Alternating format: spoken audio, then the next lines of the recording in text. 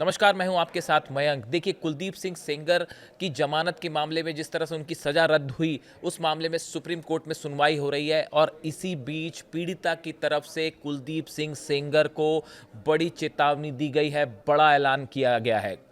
पीड़िता ने कहा है वो किसी भी सूरत में हार नहीं मानेंगी और आखिरी तक लड़ाई करती रहेंगी कुलदीप सिंह सेंगर के खिलाफ। उन्होंने कहा कि यदि अदालत में बहस हिंदी में होती तो वह खुद अपना पक्ष मजबूती से रखकर फैसला अपने पक्ष में करवा लेती।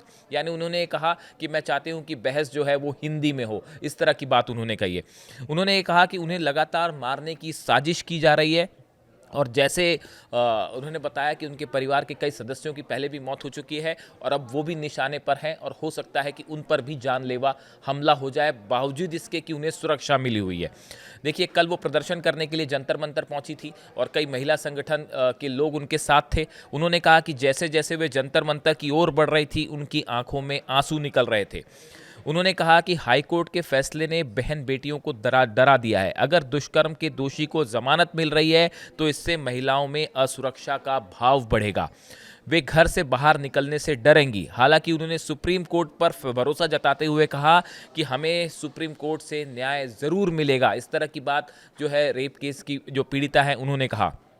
देखिए, उन्होंने ये भी बताया कि जिस तरह से सेंगर पर फैसला आया, जमानत का फैसला आया, उनकी सज़ा को निलंबित किया गया, उसके बाद उनके पति को नौकरी से निकाल दिया गया है। ऐसा उन्होंने बताया कि जैसे ये फैसला आया सेंगर पर हाई कोर्ट का, उसके बाद उनके पति को जो है जो पीड़िता है उनके पति को नौकरी से हटा दिया गया और अब वो ये कह रही कि उनके परिवार का खर्चा कैसे चलेगा।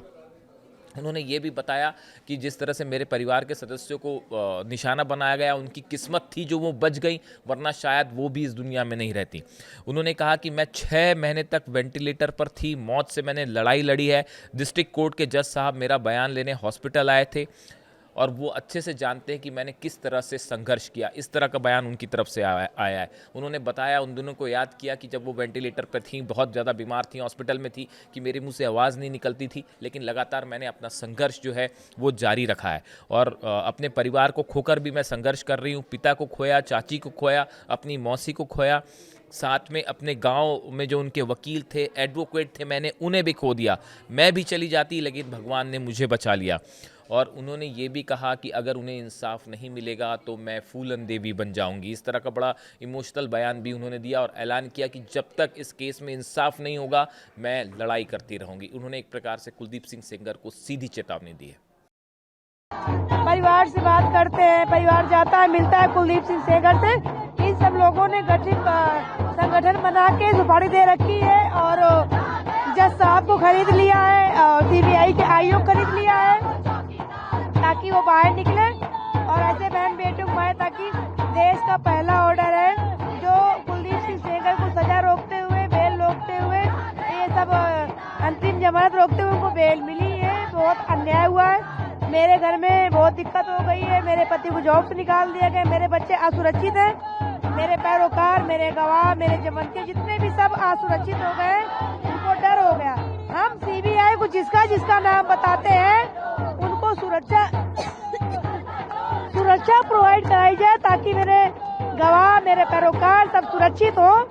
और मुझे ऐसा मेरे उत्तर प्रदेश के मुख्यमंत्री जी से, आदित्यनाथ जी महाराज से यही मेरा कहना है कि मुझे ऐसा सेव कर दिया जाए ताकि मुझसे दुश्मन टकरा न सके, ताकि मैं अपनी लड़ाई लड़ सकूं। मेरे पति को जॉब से निकाल दिया गया, मेरी रोजी रोटी बंद हो गई। क्या मेरा जीना अधिकार नहीं है? मैं जीने, मुझे ऐसा मेरे साथ हो रहा है। मैं मर जाती तो क्या मुझे न्याय मिल जाता?